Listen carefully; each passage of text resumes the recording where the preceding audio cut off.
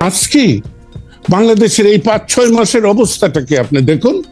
নেতৃত্ব যিনি আসছেন ডক্টর ইউনূস তো নেতৃত্ব দিতে পারছেন না। যে অনেকেই বলেন আমি শেখ হাসিনার সমালোচনা, আওয়ামী লীগের সমালোচনা করার পরও শেষ পর্যন্ত আমি শেখ হাসিনার পক্ষ অবলম্বন করি। আমি বলেছি হ্যাঁ করি, কারণ আমি দেখতে পাচ্ছি শেখ হাসিনার পরে বাংলাদেশে পরিণতি কি হবে, বাংলাদেশে কে নেতৃত্ব দেবে। ৫ই আগস্ট নয়, আমি জুন মাসের শেষ দিক থেকে এই বৈষম্য বিরোধী আন্দোলনকে, কোটা বিরোধী আন্দোলনকে আমি সমর্থন করেছি। কিন্তু আমি বুঝেছি যে কি হবে। আমি আশান্বিত হয়েছিলাম যখন ডক্টর ইউনূসের নাম ভেসে এসেছে, কারণ আমি ডক্টর ইউনূসকে পছন্দ করি এ কথা কিন্তু কেউ বলবে না। ডক্টর ইউনূস স্বয়ং জানেন আমি তাকে পছন্দ করি না, কিন্তু আমার মনে হয়েছিল যে বাংলাদেশের সাধারণ জনপরিষদ, জনগোষ্ঠী যারা কোনো স্বার্থের কাছে নথি স্বীকার করে না, তারা এক বাক্যে ডক্টর ইউনূসকে মেনে নিয়েছিল। আপনি আওয়ামী লীগ সরকারের মন্ত্রী ছিলেন, সেই সময় আওয়ামী লীগ সরকারের থেকে আপনার শেখ হাসিনা, আমরা যদি এইভাবে বলি যে আপনার মন্ত্রিত্ব কেড়ে নেন, দল থেকে বাদ দেন এবং আপনাকে আসলে কারাগারেও যেতে হয়।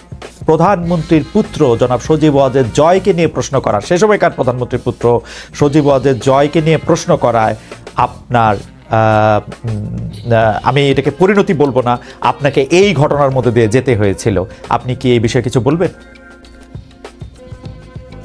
জনাব শেখ মুজিবুর রহমানকে প্রশ্ন করেছি এবং এমন কথাও বলেছি যে আপনি জাতীয়ভাবে যেমন গুরুত্বপূর্ণ, আমি আমার যত বয়স এবং অবস্থানগত কারণে আমি আমার জায়গায় তেমনি আন্তরিক, সৎ এবং নিষ্ঠাবান।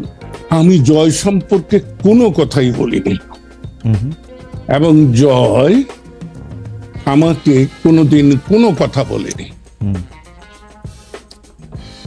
জয় তথ্য প্রযুক্তি মন্ত্রণালয়ের উপদেষ্টা ছিলেন, প্রধানমন্ত্রী, তথ্য মন্ত্রণালয়ের না, তথ্য যোগাযোগ মন্ত্রণালয়ের প্রধানমন্ত্রীর উপদেষ্টা ছিলেন। তিনি তাকে কি উপদেশ দিয়েছেন তা জানি না, আমাকে কোনো উপদেশ দেননি। বরঞ্চ আমি একদিন জয়কে বলেছিলাম বঙ্গবন্ধু স্যাটেলাইটের ব্যাপারে যে বাবারে এইটার কি করব। সে আমাকে স্পষ্ট করে বলেছিল যে বড় মামা, আপনি চায়না আর আমেরিকা সম্পর্কে সতর্ক হবেন। ওকে, চায়নাদের যে জিনিসটা দেবে সেটা নিশ্চয়তা নেই, আর আমেরিকা 10 টাকার জিনিস 10,000 টাকা দাম ধরে বসবে।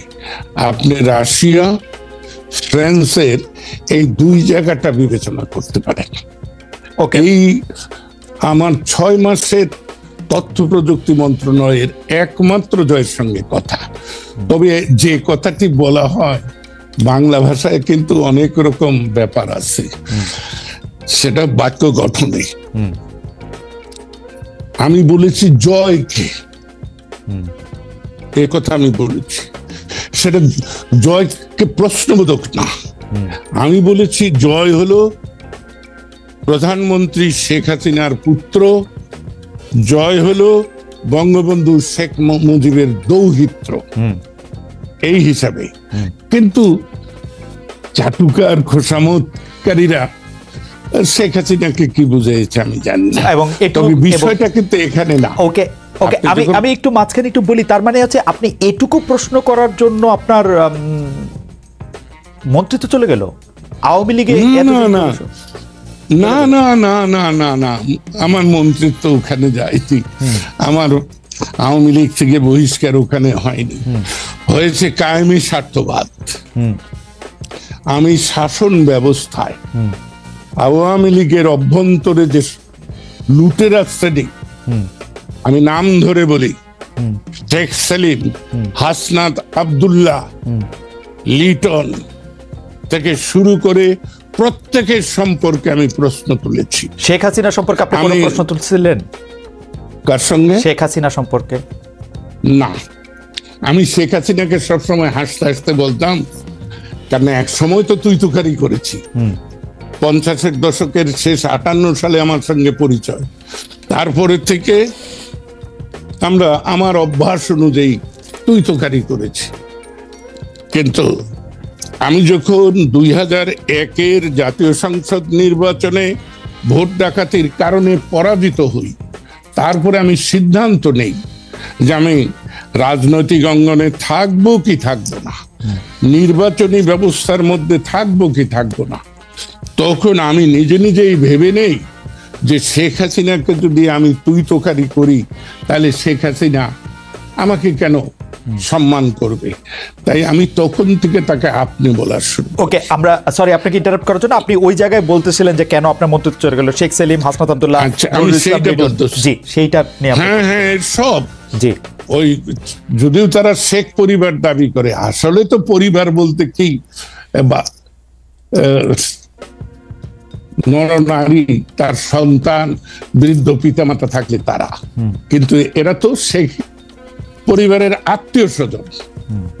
এদের লুণ্ঠনের বিরুদ্ধে, অর্থ পাচারের বিরুদ্ধে আমার বক্তব্য ছিল যে আমরা যে ছদফা আন্দোলন স্বায়ত্তশাসনের দাবি করেছি, সেটা হলো এইরকম যে পূর্ব পাকিস্তানের অর্থ পশ্চিম পাকিস্তানে চলে যাচ্ছে, সেটা আর ফেরত আসছে না। আমরা তো একই কাজ করছি আওয়ামী লীগ রাষ্ট্র ক্ষমতায় এসে। সেটা কি? যে আমরা দেশের সম্পদ, দেশের অর্থ বিদেশে পাচার করছি। 2012 সালের বাজেট অধিবেশনে আমি স্পষ্ট করে বলেছিলাম যে এটাই আমার সর্বশেষ জাতীয় সংসদে উপস্থাপিত বক্তব্য, কারণ আমি ভবিষ্যতে জাতীয় নির্বাচনে অংশগ্রহণ করব না। তারপরে শেখ হাসিনা ব্যক্তিগতভাবে আমাকে অনুরোধ করেছেন যে লতিফ ভাই, আমাকে ছেড়ে যাবেন না, আপনাকে আমার প্রয়োজন। আমি শেখ হাসিনাকে যতটা সম্মান করি বা স্নেহ করি, সমর্থন করি, তার চাইতেও আমি বহুবার বলেছি আমার ব্যক্তিগত দুর্বলতা শেখ ফজিলতুন্নেসা প্রতি। আমি ছাত্রলীগ, আওয়ামী লীগ, শেখ মনি, আব্দুর রাজ্জাক, এদের কারণে করতে পারতাম না যদি আমি শেখ ফজিলতুন্নেসার আশ্রয় না পেতাম। তাই ওই মহিলার প্রতি আমি আমৃত্যু কৃতজ্ঞ। সে কারণেও তার কন্যাকে আমি অনেক সময় বিষ হজম করে মেনে নিয়েছি। এবং আমি কিন্তু বলতাম যে দেখুন মাননীয় প্রধানমন্ত্রী, আমি খুব দ্বন্দ্বে থাকি, কখন আমি আপনার মান নষ্ট করি, কখন আমি আপনার মনে আঘাত করি, কারণ আমি সত্য মিথ্যা বুঝি না, আমি যা বুঝি তা আমি। না, কিন্তু জনাব লতিফ সিদ্দিকী, আপনি যখন মন্ত্রী হলেন তখন সংসদে আপনার যে ভাষণ, সেখানে তো আমরা শেখ হাসিনার প্রতি আপনার একটা পুরো লয়ালিটি আমরা দেখতে পাই। ওনলি বিকজ যে তার মাকে আপনি এত যৌক্তিক কথা এত আগে থেকে এটা বলে থাকেন, কিন্তু তার মাকে যেহেতু আপনি মানে ভালোবাসেন বা শ্রদ্ধা করেন, তার জন্য তার কন্যার এই দুর্নীতি, এই অপশাসন আপনি মেনে নিয়েছিলেন।